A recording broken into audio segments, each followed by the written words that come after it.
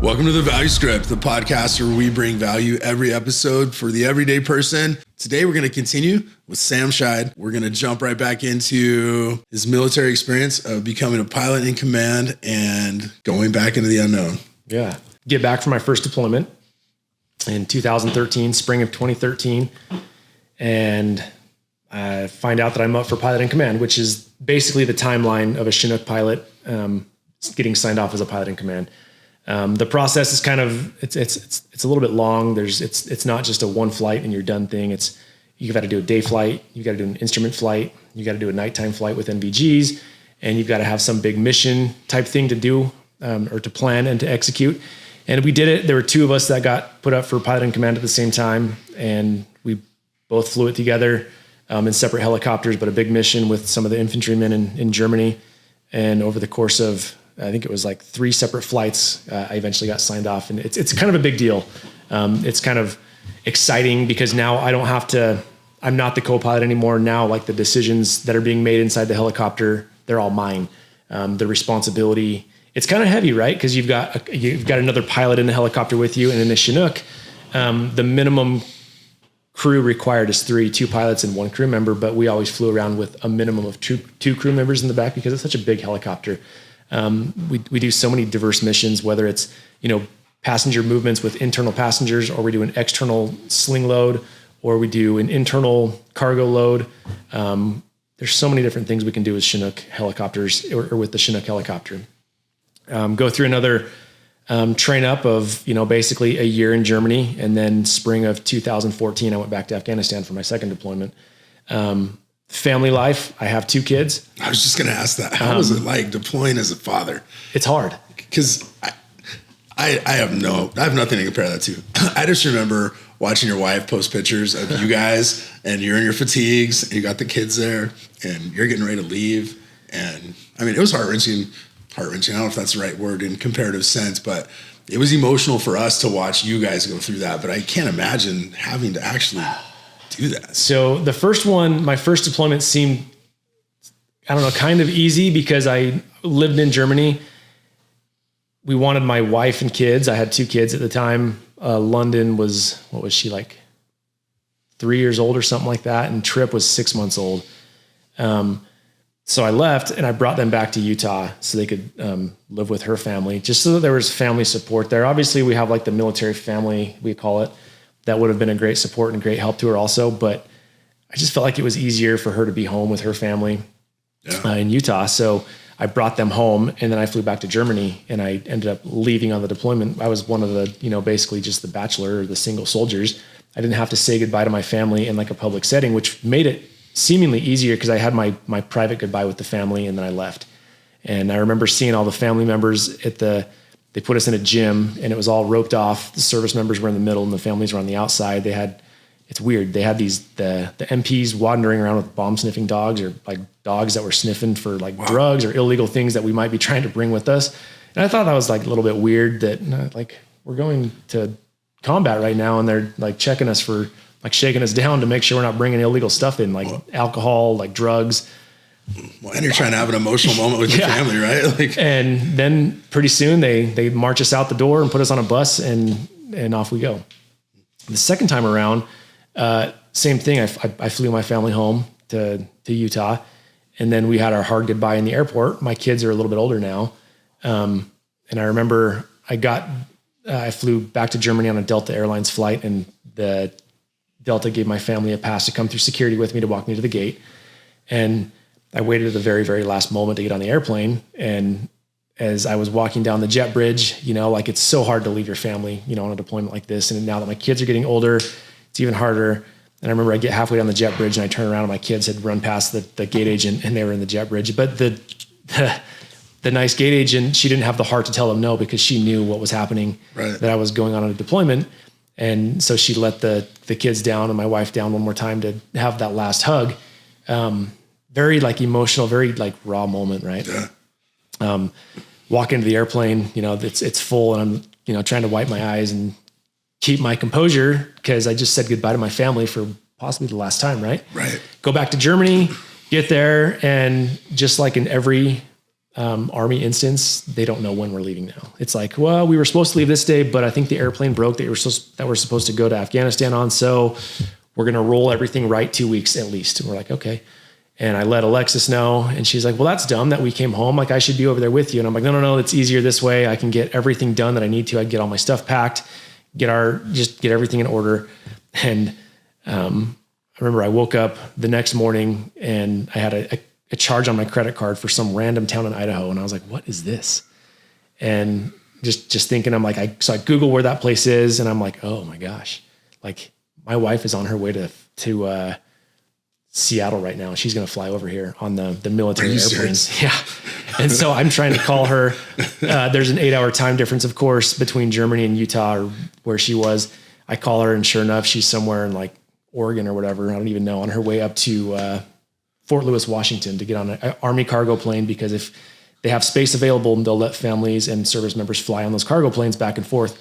And so my crazy wife gets on an airplane, leaves her house in the middle of the night with 2 small kids. And she's pregnant, by the way, with our 3rd kid, and gets on an airplane and flies to Germany. And so I got to have that opportunity one more time to say goodbye to them in the gym, except for now it's a lot harder, because we're actually, it wasn't a gym the second time. We were in a big hangar, and the time comes for us to leave, and they start doing a roll call.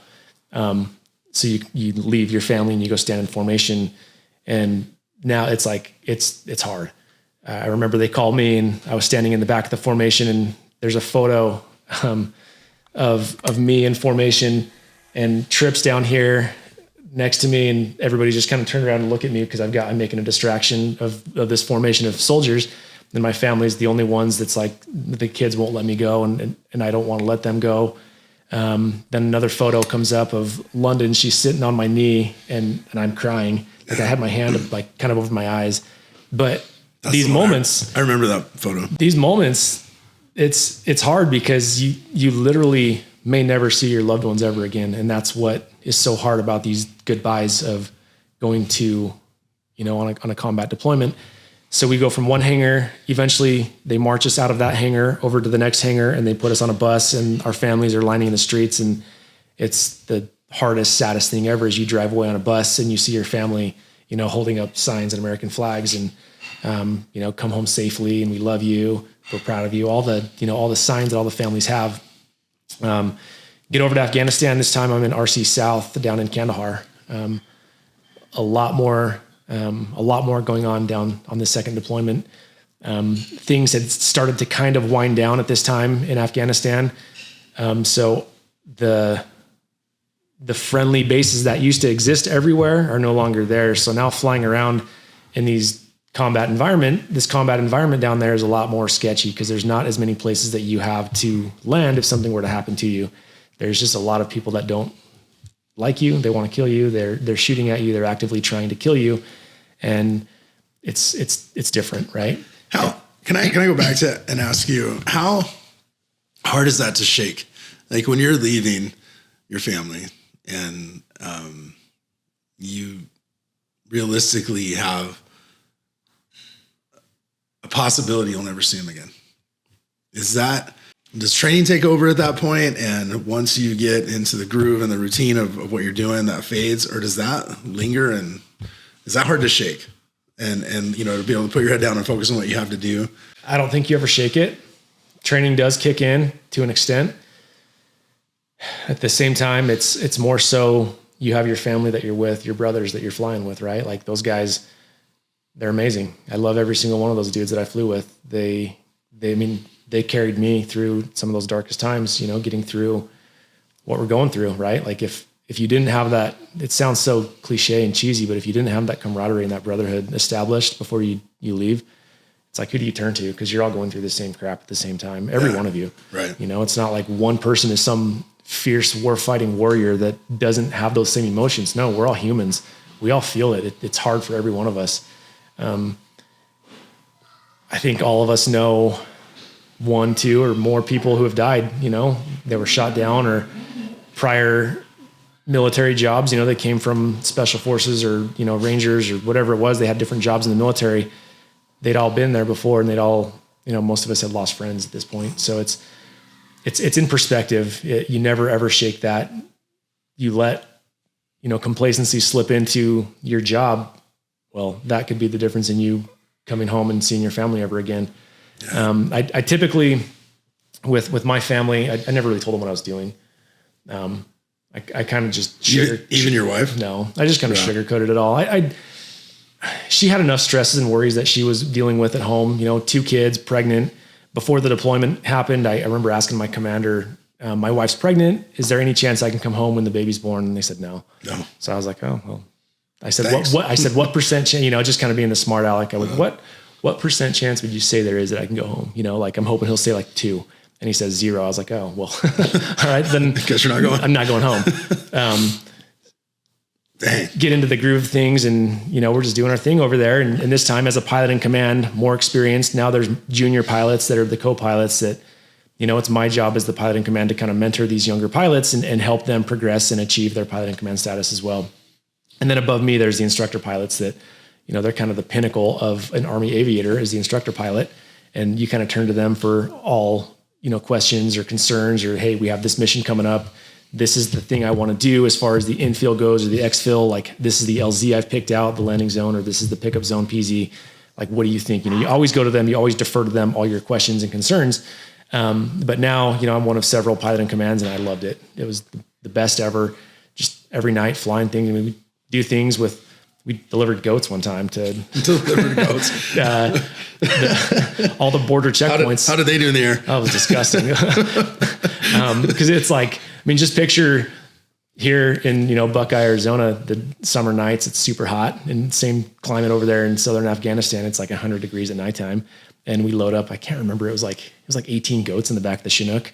And it was funny even watching him. Like, we landed at this staging base. It was Fob Apache.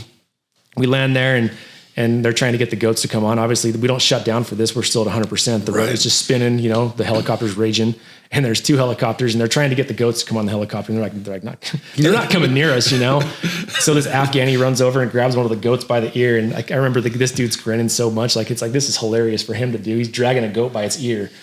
And he gets one goat on the helicopter, and as soon as one comes, then the whole herd follows. Right. And then they all come on, and they bunched up right by the cockpit. We're like, dude, like, we've got to have like what if, and so we put the jump seat down to provide a blocking, to a barrier so they don't come in the cockpit while we're flying. These goats are just standing there and they're pooping, they're peeing all over the place. Like, it was the most disgusting flight ever because it's so hot. Like, all this poop is like just dropping, like all their fur. Like, you look back and you're wearing goggles and you shine a white light back there and you just see this dust and you're like, man, that's like probably goat poop that we're breathing right now. Like, so we're trying to like put our shirts, like, it was gross. You didn't have a goat you didn't have an official goat transport class or? No, I didn't know we were goat transporters. Were these like for PR? Like, were you taking them like to a village? Were you taking them? Yeah, we were taking them out to the border checkpoints. We were in RC South, and so we were dropping these goats off. RC South is Regional Command South. And part of our southern portion that we operated in it butted up against Pakistan. So we were dropping off goats at just some of the border checkpoints. We're dropping off rice and potatoes. This is like their sustainment for the next many months or whatever for these Afghan border guards that worked out there. Most random things ever. And then I remember one night, it was in, end of September 2014. I came back from flying a mission, and one of the platoon leaders is standing there with this packet, and he goes, "Hey, dude, you've got to go to Bagram tonight to get on a flight." And I was like, "What? Like, what do you mean?" And he's like, "Oh, yeah, your wife's pregnant. She's due like next week or whatever, right? Yeah, you're going home." No way. And I was like, "What? Like, don't tell me twice. Like, I don't even want any of this crap that's here. Like, just leave everything here. If I don't bring it home, burn it. I don't want it." So I just packed up the minimum I could. Hopped on a flight from Kandahar up to Bagram, and then came home from Bagram on a space available flight to Germany.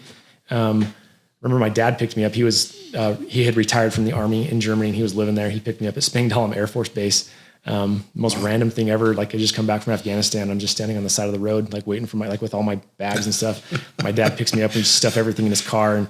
And we met one of the rear detachment lieutenants that came and picked me up. Then I come home and surprise my family for the birth of our 3rd child. So that is awesome. It was pretty special. Definitely one of the highlights of my life. Like, being able to surprise my family in that fashion, you know, because they were. Did you just walk in like they didn't know until you showed up? No, it was even better than that, dude. Like the timing it couldn't have been more perfect. So I get back to Germany and I call Jeff, my father-in-law, and I'm like, hey man, I'm okay, but I'm in Germany. They're letting me come home for the birth. And he's like, no, you're kidding me. When do you get in? And I was like, well, I fly out tomorrow and I get in on whatever day it's like 7:00 or whatever. And he's like, okay, like, what do you have planned? I was like, well, everybody wants me to try and surprise Alexis. So I don't know, like maybe you just be at a restaurant with her and I'll walk in. Like, I don't know. And he's like, yeah, whatever you want to do. But just so you know, that same night we're doing a church activity, a ward activity here, like kind of a little fundraiser get together where we're putting together Christmas boxes, little goodie boxes or whatever, care packages, and signing Christmas cards for you guys over in Afghanistan for your unit. Oh, wow. And I was like, well, okay. And he goes, you know what? I know the president over at Bonneville Communications of KSL here in Utah. He's like, I'm going to call him and I'm going to have them there. And I'm like, no, like keep me out of this. I don't want any part of that. But I remember, so I flew in just in normal clothes, and then my friend picked me up at the airport. I changed into my uniform in his truck, and then he parked at the end of the street. And as I walked up, you know, there's pretty much this whole ward up in Bountiful, Utah. At my in-laws' house, just outside, you know, there's just probably 100 people or more. To me, it's pretty special because they're all wearing like red, white, and blue things. And you know I know what they're doing. They don't know I'm coming. Nobody knows I'm coming except for, I think, my father-in-law, who's the only person there that knew. And as I walked up and just see all these people, like this kind of hush comes over this crowd. Like they just see me walking up the street, and some of them I think recognize me, but I'm in my uniform and I was holding a big bouquet of flowers for my wife. And I'm just walking up the street, just like through all these people. And it's like, as I walk through, like, it's like getting quieter, you know, like people are kind of like whispering. And then I see my family and it's like, oh my gosh, like there they are, you know? And, my wife had no idea I'd been lying to her. I'd been telling her I was flying. I'm like, hey, yeah, I'm going flying. You know, I guess it wasn't completely a lie. I was flying, but not flying a helicopter, you know? Family, friends, and neighbors in a Bountiful neighborhood got together tonight to show their support for our men and women in uniform. Put together care packages for 33 soldiers in Afghanistan. But tonight's gathering turned into much, much more than that for at least one family. News Specialist Devin Dolan was there. Devin, tell us about it. It's been months, like the last day of April, since Alexis Scheid saw her husband Sam. This is the day he left. We were saying goodbye. And when he'll be back. We don't really know. Sam is a pilot in the Army. He's on his second tour. I just feel like he's going to come home safe, and I feel like I just have to keep that in my mind. This was his last deployment. But this deployment is harder on Alexis. I'm obviously huge. It's going to be sad for him to miss the birth. And the baby is almost ready. Maybe like tomorrow. Sam won't miss it entirely. They have a plan. We're hoping to do a Skype birth. He was kind of nervous. Maybe I'd go into labor and he'd be like flying. But Sam won't be in the air. What? The heck?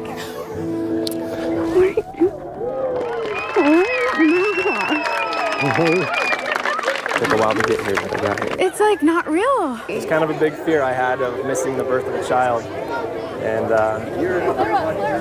it's not a fear anymore. Got there and surprised them, and remember seeing my kids, and they didn't really want to talk to me. You know, like the probably anxiety I'd created for them and the job I had. Oh, wow, you know, with really? being gone. You know, I thought for sure they just wanted to just run to me and jump to me, Yeah. but they were really standoffish. It took them a little while to warm up, but eventually they.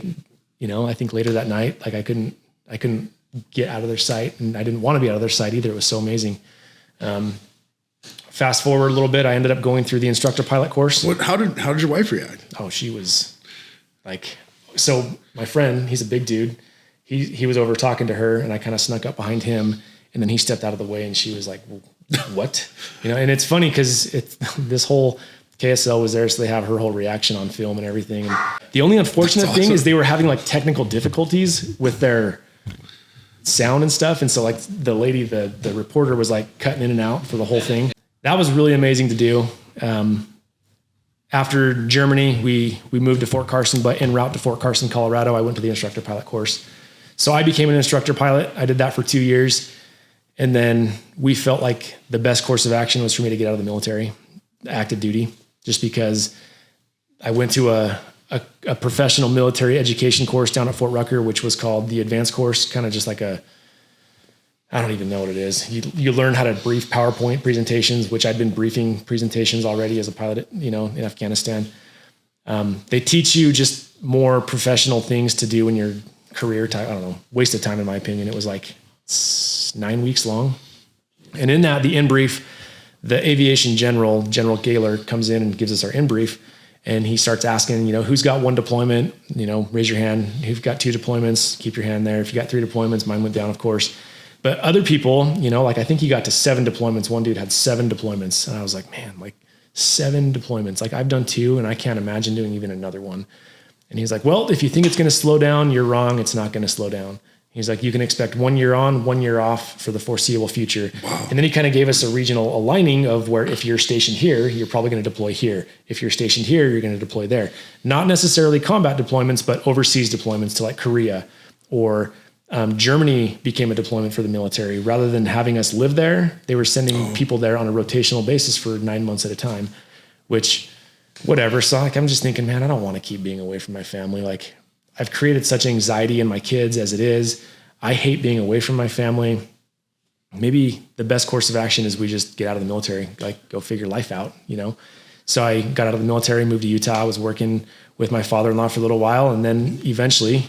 Were you totally out of the military at that point? I was. You didn't go to the reserves? Nope, didn't go to the reserves at all. Totally out. Got it. So is there a process for getting out of the military? I guess I kind of glossed over that, but the process to get out isn't that easy. So I'd been flying. I remember one day I went out and I flew paradrums with a bunch of dudes in Fort Carson, and it was a long flight. At the end of the flight, I had a hard time getting out of the cockpit. My back hurt really bad. And I was like, man, like this, like, what's going on? Like I just remember sitting there like, hey, you guys go, I'll be out in a second. Just kind of like, holy cow, like I'm having a really hard time. Like it hurt so bad to get out. Anyways, I finally get out. And then the next morning at PT, like you do these Army's PT things that anyways, they're so dumb. This one dude, he's like, what's wrong? I was like, oh, my back hurts really bad. And he's like, you should get an MRI. He's like, I went down, I got an MRI. So I tried to get an MRI. They wouldn't give me one. They told me a bunch of just kind of this runaround stuff. And then I tell the flight doctor what's going on. And he's like, oh, like you're grounded for 30 days, like maybe permanently. I was like, whoa, like, what do you mean? Yeah. Like, can I just say I didn't come in here? I'd rather, you know what I mean? And so 30 days goes by and I send this flight doc an email and I say, hey, 30 days gone by. I'm feeling pretty good. What do I need to do to get my upslip is what it's called, my upslip back? And he responds some like snarky email like, oh, just because 30 days has gone by doesn't mean you're going to fly again. And I was like, well, okay. That's kind of the purpose of my email is to see what my next steps are to get back on flying status. So I go into his office and he's like, oh, we don't know what's going on with you. You need to do this. And I'm like, I'll do whatever you tell me to do. Just let me fly again. Because that's the only reason I want to be in the Army. I'd already kind of decided, like I'd gone to that course and I was like, you know what, after hearing this from this guy, I'm like, you know what, screw this. Like if they're not gonna let me fly, I'm out. Like, and so because I had kind of decided to get out of the Army, they didn't even put forth the effort to keep me on flying status. And so it was just an easy, you go through these few classes. It's just a couple weeks of, what'd they call it? Transition. I don't even remember anymore, to be honest. It was not anything that was, I think, beneficial to soldiers. SIFL-TAP, Soldier for Life Transition Assistance Program, is what everything's an acronym in the Army. So you go through this little transition program. They tell you what your benefits are and what you don't get if you don't do 20 years to retire. I didn't do 20 years. Obviously, I was just over 8 years active duty. Ended up getting out of the Army, going through their transition program, which, they kind of help you as far as this is how you do a job application. They help you develop an elevator pitch. But the whole time, and it's funny because I've talked to several other people who've gotten out of the military through Fort Carson or anywhere else. We all have the same thing. Like it wasn't helpful.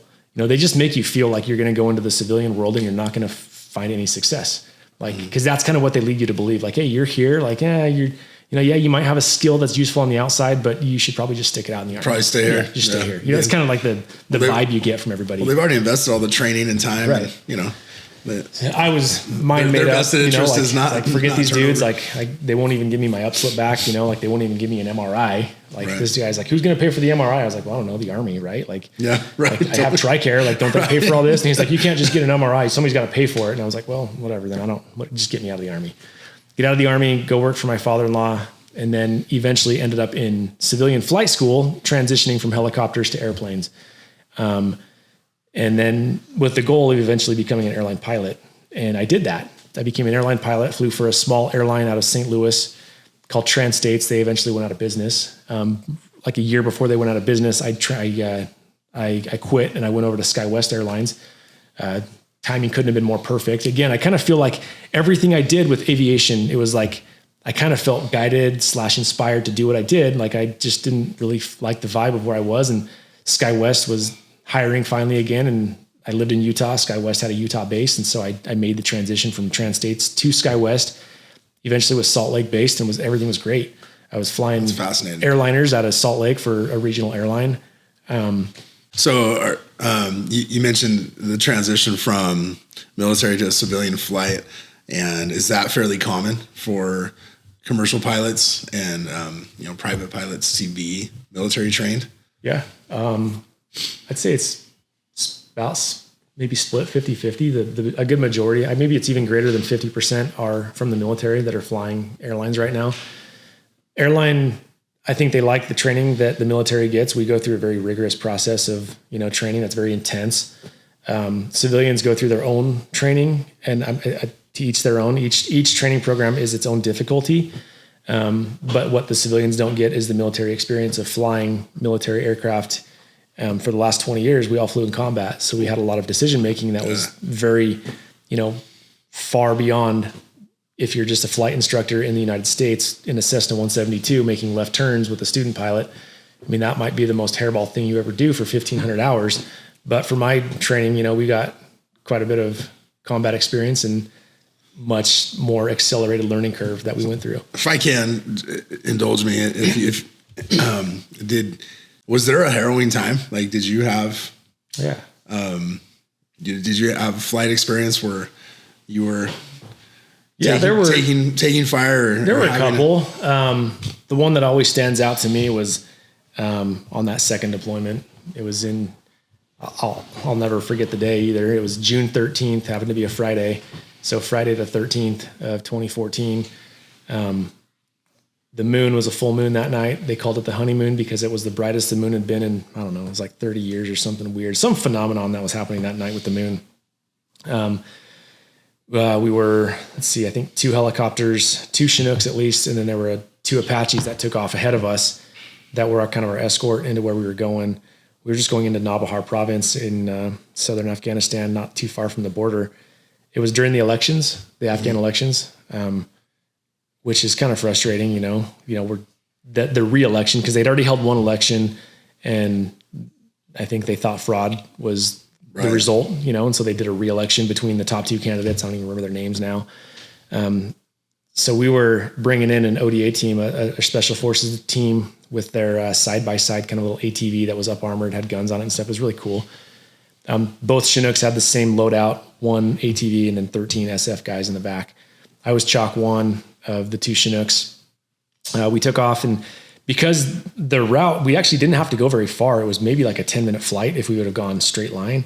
But there's a lot of command influence on how they wanted us to infill that night. And so they took us way up north and then came back down along the border of Pakistan and then came in. And as I landed, Chalk 1, it just barely, typical to call is, Chalk 1's down and safe, or 1-1 is our call sign in the formation. 1-1's down and safe. Before I could even do that, it was really windy. It was a crosswind. And so we kind of came in and settled in. The dust cloud was massive that night, just this dry, nasty, arid desert.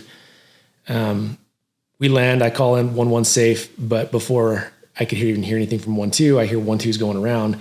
Simultaneously, as I say 1-1's down and safe, a rocket exploded just outside my window. I was on the right seat, not just outside, maybe, 50 yards or 50 meters away. Seemed like it was right there because you could feel the explosion from it.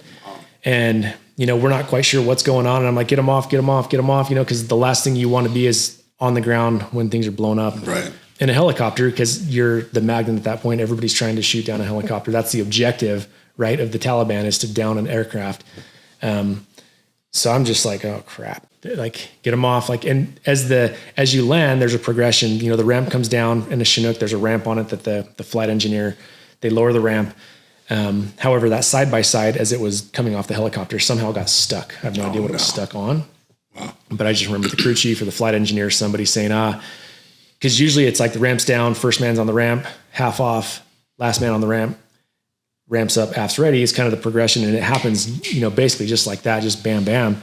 But this time it's like, we've got some problems back here. The side-by-side is stuck on something. And I just remember thinking, oh crap. Like I remember looking over, I'm in the right seat, looking at the guy in the left seat and thinking, man, I hope he gets to see his family again. Like that's what I was thinking, because I don't know what's going to happen right now. Like how long we'd been on the ground, maybe 30 seconds, but it seemed like 5 minutes, you know, just kind of sitting there. You see the flashes, you know, like the gunfire going off, but it's like, come on, like. So you're taking active fire. Taking fire. I remember sitting there trying to like slouch down in my seat, trying to make myself as small as I could.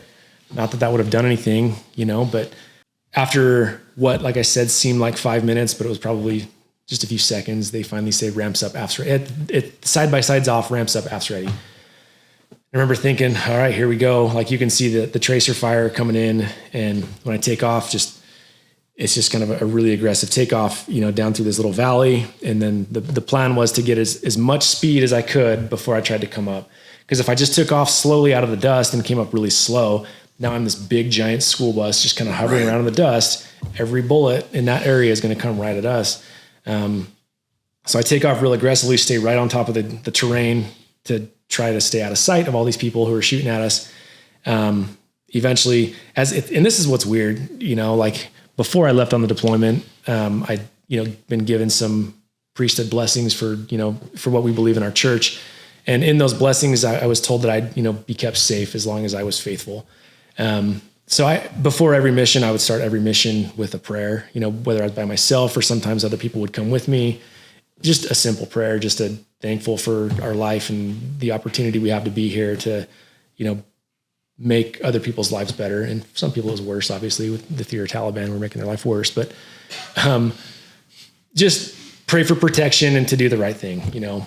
Would always do that before every mission. And as we're taking off out of this LZ, just kind of flying, whipping it all around, I remember looking over at Matt, and he's got his hand in the Chinook. There's this little eyebrow, we called it. He's got his hand up on the eyebrow. And I remember noticing that, but then flying out, and then, you know, we get to a point where I just, you know, climb to 1,000 feet, get out of their small arms range, and we go back to pick up a QRF, quick reaction force. Chalk 2 never even landed. They just went and orbited. And so we came out there and we went back to FOB Apache to refuel and pick up a QRF and check to see what damage had been done on the helicopter. And it was, like I said, like a 10-minute flight. But as we get up to altitude and we're out of the, you know, harm's way, I look over to Matt and I'm like, hey man, thanks for the assist on that. Like, thanks for helping me fly out of there. He's like, that wasn't me, dude. I didn't touch anything. But in my head, I kept thinking, no, you did, because I wasn't flying that helicopter. But really, dead serious. But then I start thinking, I remember Matt, he's got his right hand up on the eyebrow up here and thinking he didn't touch the helicopter, like he wasn't flying it. So I truly believe that we were assisted by a higher power, legitimately. Picked up the QRF, and the anxiety of knowing that I had to go right back into this LZ was through the roof.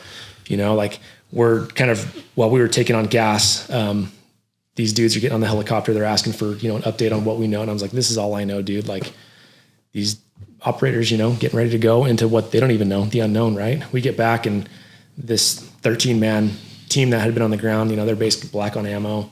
They're completely out of, you know, they exhausted the majority of what they had.